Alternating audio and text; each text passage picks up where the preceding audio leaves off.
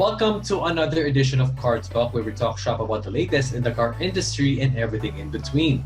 Today we talk about what it takes to be a professional racer representing the Philippines. Welcome to the show, multi-awarded racers Gabby Desales and Elise Menorca. Hey everyone. Hi. Hi Migs. Hi Gabby. Hi, Vic. Hi, Elise. All right, so Gabby, I just want to ask you first. I know that racing and motorsports runs in the blood, at least in your family.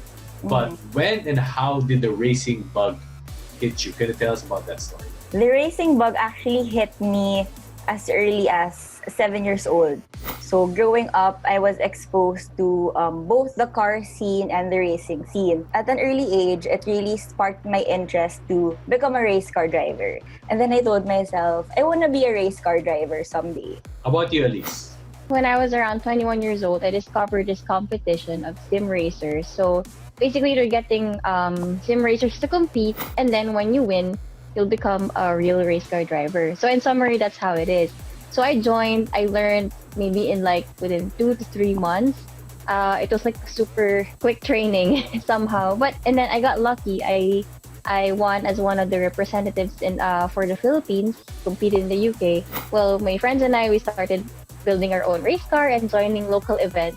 And there, I couldn't get it off my my life. It's like something I discovered that I fell in love with racing. I want to talk about challenges because, Gabby, I know your story that actually you were, well, lack of a better term, you were forbidden by your parents, especially your mom. Shout out to Anne. Hi, Anne. That you were not really permitted to go on the racetrack despite the influence. How was that journey or challenge like? I know it must have been hard. Can you tell us about that story? He really didn't want me to get into racing at all because of the dangers of motorsports. So it really took weeks, months of arguing with her, a lot of fights. She really felt scared. So I had my tito backing me and supporting me along the way, which made me a bit more confident. So after really pushing for it, I was able to race in, I think that was 2017. This gave me their blessing because they really saw how persistent I was and how much I love the sport. And then I think that's one of the reasons why I became so motivated to push myself, because I wanted to prove to them that I deserved their blessing, that I was able to pay it forward. They were with me throughout the whole journey. They were there every race, every practice. All right. So for you, Elise, can you tell us about your story? It wasn't that much of a challenge like Gabby. They're super supportive. Like they're like my top fans when you see them, when they cheer for me every race. So that's actually very cute, and I'm pretty blessed with having them. I mean, very supportive, especially when you love something that much. So I'm sure Gabby understands, and I'm also an only child, and I think especially me being a girl, they were wondering, how did you like that sport? Thinking that there are many guys out there. There are like very few of us female racers, so it was kind of surprising for the whole family. Another thing, the real racing is very expensive. Yes, actually, that's one of the factors also that all racers have to consider, because in racing, sponsors are golden. Like, you can't race without sponsors unless you have a really deep pocket.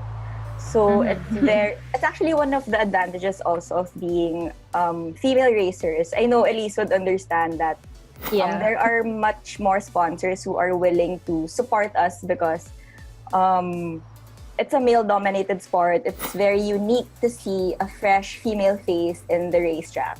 Yeah, well, Gabby, I just want to ask you, of course, of it being a male-dominated sport, and you mentioned that you were one of the first female racers, at least in the Philippines, years back.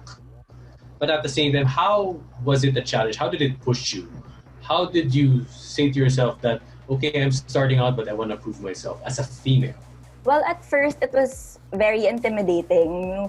During my first race, I was a bit shy because during my first ever race in slalom, I was the only girl. So I felt a bit intimidated getting into the sport and actually racing alongside all men. So what I did was I used it as a motivation to push myself more to sort of level myself with the boys and to see it as an equal playing field, in which it actually was.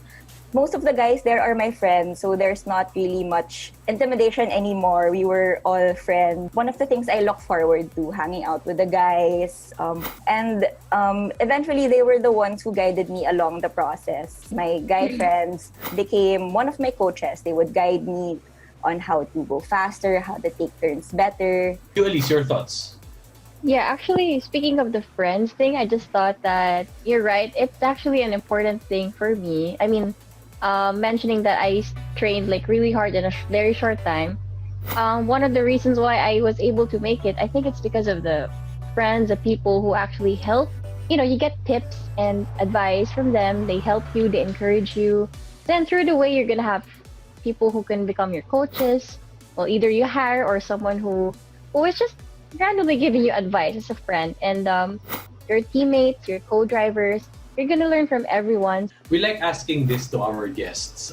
For you, Elise and Gabby, maybe our viewers are curious to know, what is your dream car that you want to bring out on the track one day, Elise? There's this one car, it's the Lexus LFA, because it has a very nice sound, and I think it'll be so great to feel it on the track, and it's fast and all that. So. You, Gabby?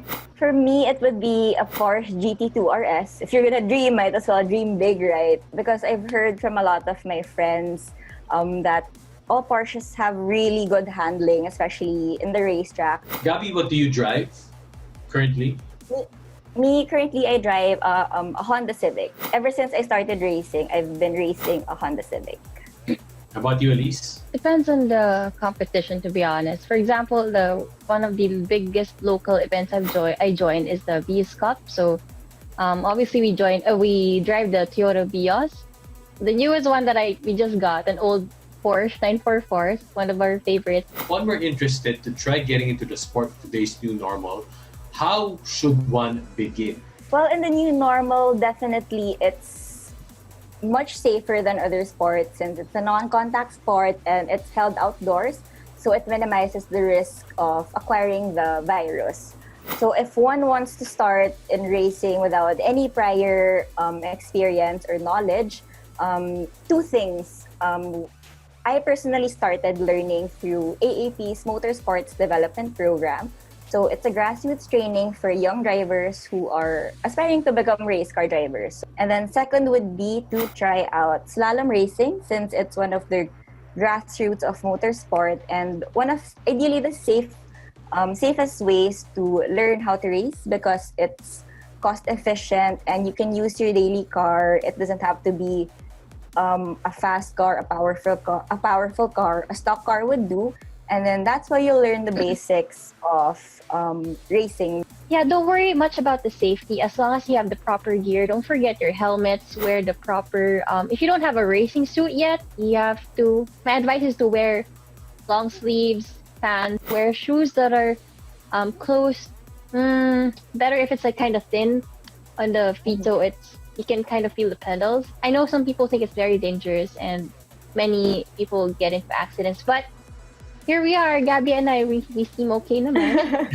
Right, Gabby? And about the virus, I think the virus is gonna die from the heat in the race car.